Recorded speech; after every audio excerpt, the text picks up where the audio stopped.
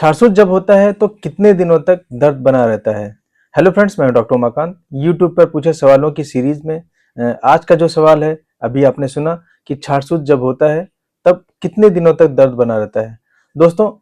दर्द एक subjective feeling होती है। दर्द का हम लोग नॉर्मली कोई ऐसे पैरामीटर नहीं समझ सकते हैं, क्योंकि कई बार कुछ लोगों को दर्द बहुत ज़्यादा होता है और कुछ लोगों को दर्द बहुत कम होता है। इसीलिए छारसूत चिकित्सा में इसके लिए जो पैरामीटर यूज किए जाते हैं वो न्यूमेरिक रेटिंग स्केल होता है और दूसरा विजुअल एनालॉग स्केल होता है। ये दो तरह के स्केल हम लोग पेन के पैरामीटर के लिए यूज करते हैं। जितने भी क्लिनिकल ट्रायल होते हैं, जितनी भी रिसर्च स्टडीज होती हैं, इन सब में हम दर्द के लिए इन्हीं स्केल का यूज करते हैं, जिसमें इन दोनों स्केल्स में न्यूमेरिक रेटिंग स्केल सबसे बेस्ट मानी जाती है, क्योंकि इसमें 0 से लेके 10 तक नंबर्स होते हैं। और हम जब भी किसी पेशेंट से पेन की फीलिंग के बारे में बात करते हैं तो हम उससे 0 से 10 नंबर के बीच में उस पेन को रेट करने के लिए कहते हैं। जैसे 0 का मतलब होता है बिल्कुल नहीं पेन, और 10 नंबर का मतलब होता है असहनीय दर्द। जब भी पेशेंट से हम दर्द के बारे में पूछते हैं तो वो इन नंबर्स में एक नंबर को चुन लेता है, जितना भी उसको फील हो रहा होता है। इसी हिसाब से हम इसका डाटा कलेक्शन करते हैं, और जितनी भी लोग क्लिनिकल प्रैक्टिस करते हैं, उनके पास जो भी पेशेंट आते हैं उनके जो रिव्यूज़ होते हैं,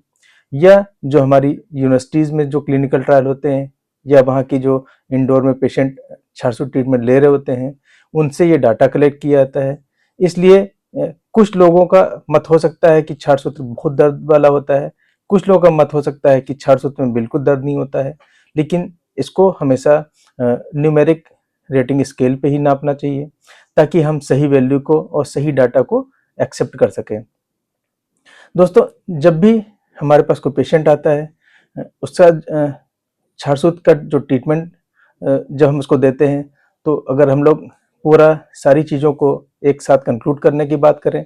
तो डे 1 और 2 में उसको थोड़ा सा बर्निंग हो सकती है, हल्का जलन लग सकता है, थोड़ा सा खिंचाव लग सकता है, क्योंकि छारसूत पे जो क्षार का एप्लीकेशन हम लोग करते हैं, सबसे अच्छी चीज़ ये होती है, क्षार में एक तरह का कॉटरी इफेक्ट होता है। दोस्तों, जब भी हम लोग छारसूत को कहीं अप्लाई करते हैं तो वहाँ पे जो भी टिश्यूज होते हैं, चाहे नॉर्मल टिश्यूज हो चाहे अनहेल्दी ग्रेनुलेशन टिश्यूज हो, उनमें जो नर्व एंडिंग एक्सपोज होती हैं, ये अपने कंट्रोल्ड केमिकल इफेक्ट की वजह से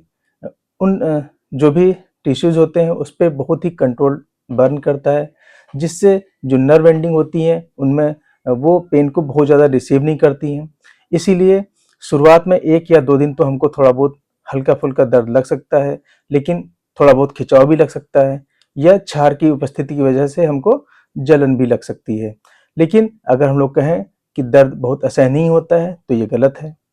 दर्द एक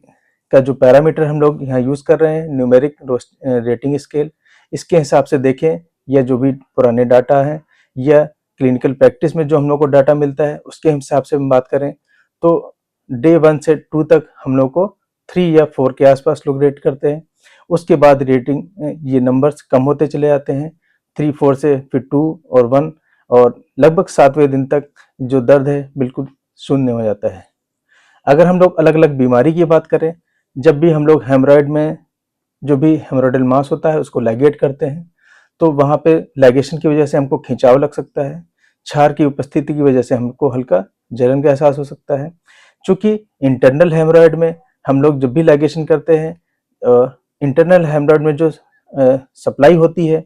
वो चूँकि ऑटोनोमिक नर्वस सप्लाई होती है, इसलिए वहाँ को पेन को रिसीव करने की बहुत ज़्यादा सेंसेशन नहीं होती है, तो हमें उतना दर्द का एहसास भी नहीं होता है। लेकिन अगर उसमें एक्सटर्नल कंपोनेंट को इन्वॉल्व किया जाता है तो हमें थोड़ा बहुत दर्द लग सकता है। और अगर हम लोग